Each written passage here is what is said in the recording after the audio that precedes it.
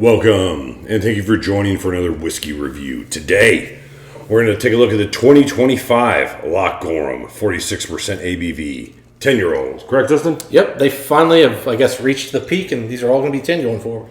Lovely. 46% ABV. We have made a considered effort to get more. Kilhoman. Yep. And we have delivered. The reviews have been mixed from you guys. I don't know if you like them or not. You kind of watch some of them and not others. We're trying to figure it out. Dustin's trying to figure it out. I'm trying to drink. 46% whiskey, Dustin. Usually not impressive, but it is peated single malt scotch. Yep. Good start, good age.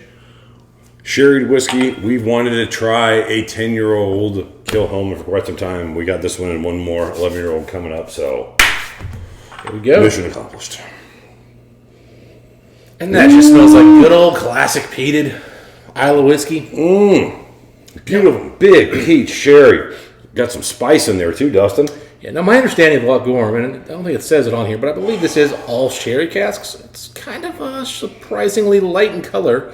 The sand eggs these days are darker, so I agree, but a little surprised. Now the nose smells like nothing but sherry, so they must be using a heavy amount of refill on these. This is like almost like Lagavulin 16 to me. Like, you know, 46% ABV, 43% ABV with the Lagavulin, but the smell is big and phenolic.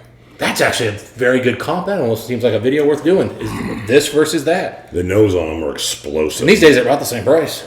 And this is an explosive nose, doesn't it?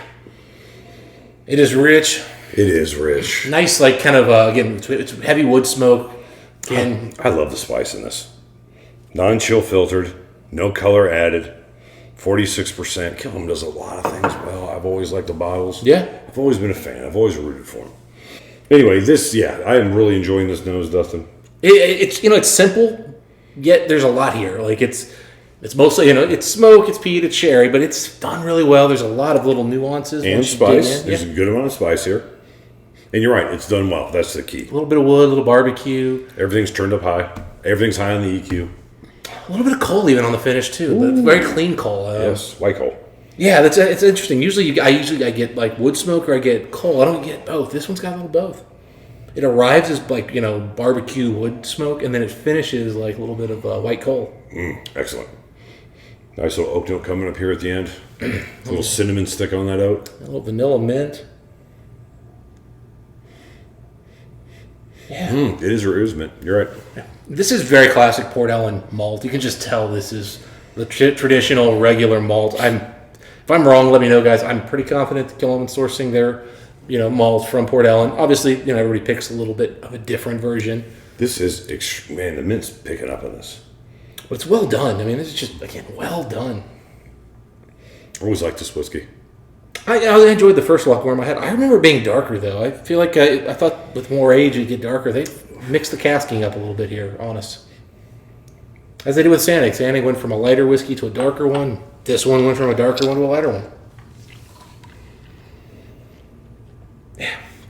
A little bit of earthiness, a little bit of like a slight vegetal note. All of it works well together. That's one nice thing on the nose here, Mike. It just all went together. What do you got? Initially, nice sweetness, a little bit of peat. But as soon as I swallowed, man, a beautiful tobacco note. Tobacco and spice. And I always love that in a peated whiskey. Good peated whiskey style tobacco note. And usually it takes older whiskey to get that, man. Whenever Lagavulin gets to that tobacco note, I love it. This got to it at 10 years. Yep. And spice and sherry. It's a little one, it's straightforward. But man, I love all three of those elements, Dustin. Yep. It's got a really impressive spice note mid-palate. Like initial arrival, it's nice sweetness, sweet smoke, then spice. But then it hits you with, it's intense spices. I mean, it's not subtle. And then the finish is kind of, it's nice, it's wood smoke. Tobacco first, then wood smoke. But you definitely get kind of a watery, thin. The 46% is unfortunately coming off a bit thin on this You do whiskey. not think this is a higher ABV. No, if you told me this was 43, I would have been like, shucks, that sucks. It reminds me a lot of Lagavulin 16. Very phenolic, very big nose on this. But on the palate, you feel a little ABV. It's thin. I mean, really, it is for 46% 10-year-old. peated whiskey, it's surprisingly on the thinner side. But it does have a nice linger. Oh yeah, it's got a nice smoky linger, but it's just like it goes watery, which is why I'm like, oh god, adding water, I'm sure this isn't going to be ideal. Although I bet the nose is good. Yep, I'm right. Did you already put water in? Yeah, I think I already did too. nose is great.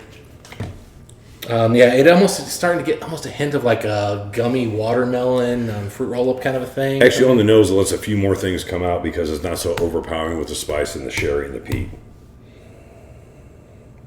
The mint's still substantial. Yeah. Just classic, clean, easy going, lightly peated.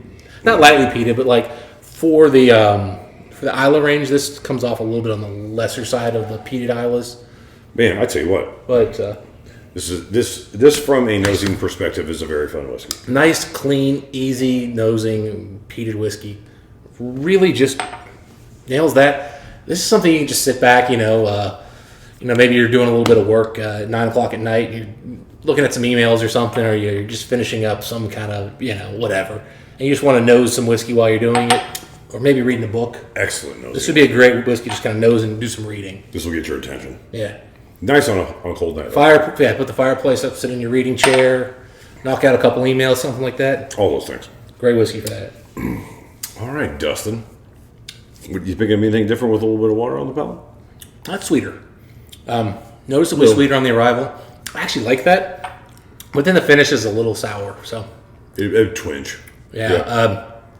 I could actually go either way with this one. I like the sweetness on the arrival better. I like the finish better the first way.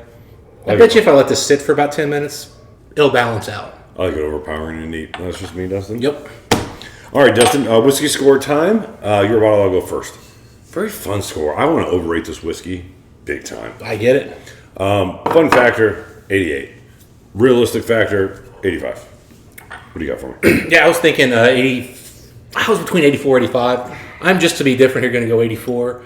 But it's right there, 84, 85. Yeah. It's a really solid, fun whiskey. And to your point, Mike, this is our wheelhouse. Yeah. Sherried and peated. Like, this is what I Easy whiskey to overrate. And so this is one of those things like I tell people, if you like a style of whiskey, 8045 is a great buy. If it's reasonable your price. style. Yeah, in your style. This is it. And this is in your style. Absolutely. If it's an 87, 88, you're going to like it even if maybe that's not your style, but you still don't dislike it. Yes. This is going to bring in people. This isn't bringing in people to peated sherried whiskey. This is for peated sherried whiskey fans. Absolutely. Well said, Dustin. Yeah. I hate that saying, but it is well said. All right, those are our thoughts on particular whiskey. If you guys had a chance to try this 10-year-old Loch Gorm, 46% ABV, we'd love to know what you guys think. Dustin, until next time, we'll wish the folks happy Loch Gorm drinking. See you next time.